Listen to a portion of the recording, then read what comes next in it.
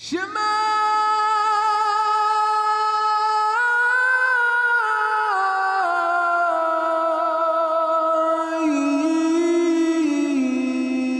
Israel.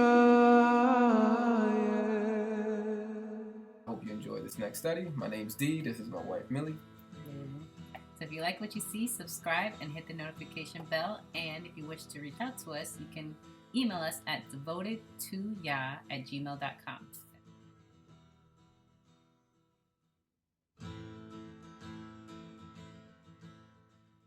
All right, let's go back to Acts 12.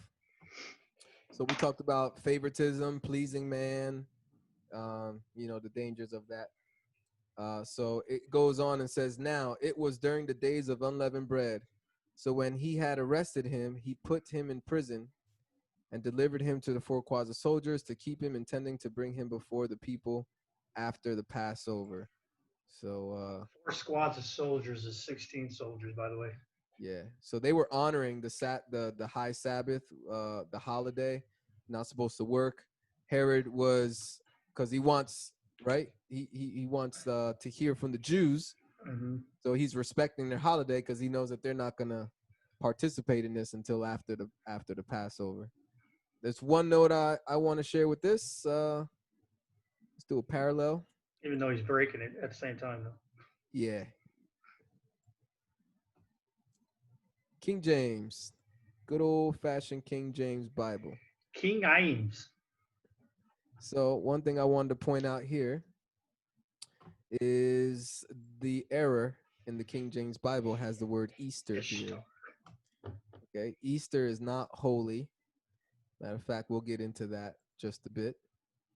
But it's hypocritical because in the King James, in verse 3, they actually have, he proceeded further to take Peter also, in parentheses, then were the days of unleavened bread. So they already recognized the biblical scriptural holiday in verse 3, but the author of King James decided to put Easter in the very next verse.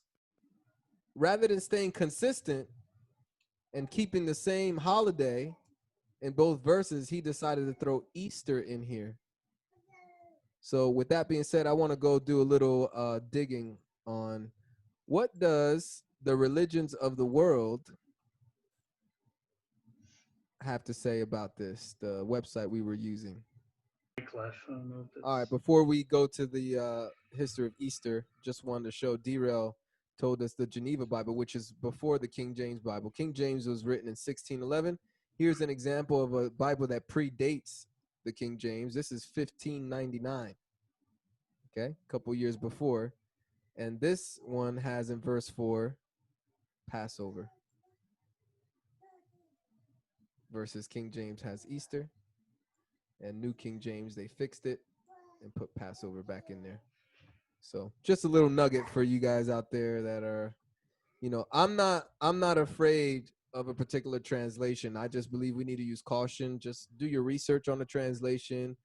Just do a Google search. What are the errors in the translation so that you're already aware of them? And, but our assembly is open to various translations. So we're not scared. We know how to navigate and do our research. Look into the Greek and the Hebrew and stuff. So it doesn't scare us. But let's go over here.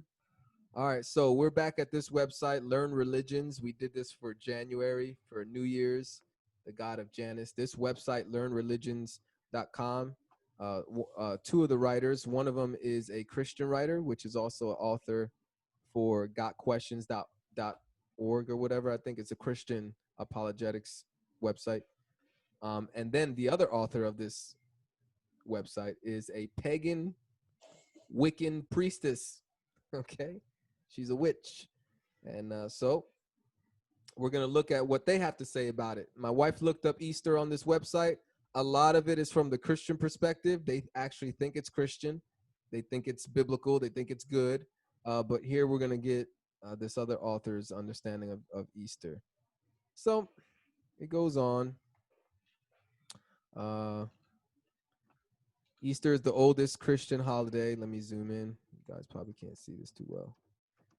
Easter is the oldest Christian holiday, but how much of the most public and common celebrations of Easter today remain Christian in nature? Question mark.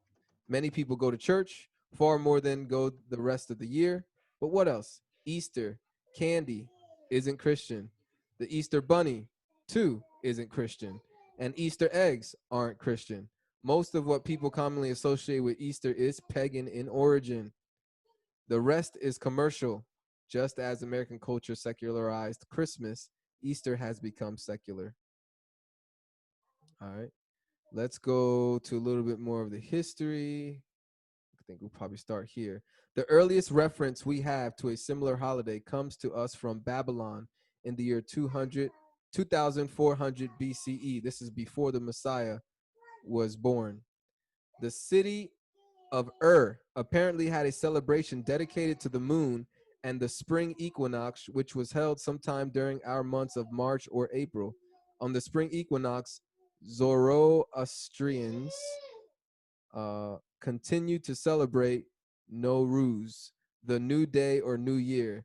This date is commemorated by the last remaining Zoroastrians and probably constitutes the oldest celebration history.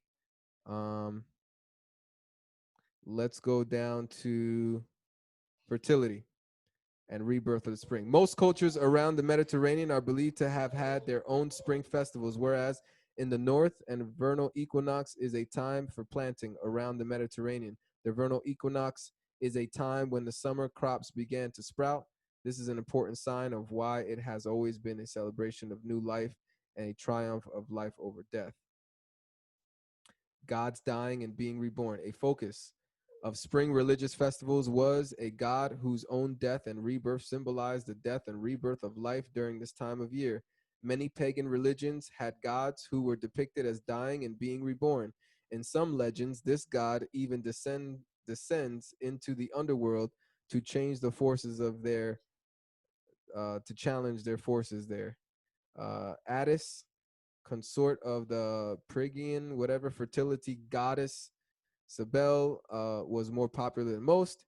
In other cultures, he acquired different names, including Osiris, Orpheus, Dionysus, and Tammuz. Okay, these are pagan. This is not good.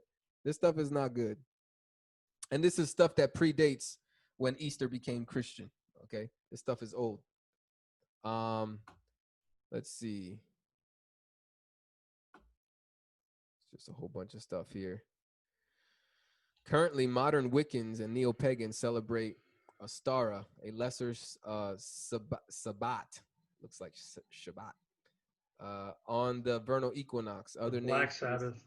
Yep, the Black Sabbath. Thank you. Other names for the celebration include Orstray and Oestara, and they are derived from the Anglo-Saxon lunar goddess Oester, or Easter, whatever. Some believe that his name is ultimately a variation on the names of other prominent goddesses like Ishtar, Astarte, and Isis, usually a consort of gods Osiris and Dionysus, who are depicted as dying and being reborn. So there's a lot of paganism involved with this holiday. Eggs, bunnies don't lay eggs, right? So it's like, what's up with that? Fertility. It has to do with fertility, fornication, and aborting babies. There's the tradition of dyeing the eggs of Easter eggs has to do with dyeing. Back in the day, they used to color the Easter eggs with actually the blood of aborted babies. Because the pagans like to sacrifice babies and stuff, and so it's really wicked. You know what I mean? So it has nothing to do with the Messiah. There are many Christians who have awakened to this. There are many Christians who are actually against Easter and against Christmas nowadays, who are actually awakened to this truth. So that's good news. But many are not, though. Many are still sleeping. Can I point something? Yes. We went over to Geneva. There's another Bible. It was the Wycliffe Bible. Okay. It was printed in 1382, Mm-hmm. and it has the word for Passover, because I give you a little history.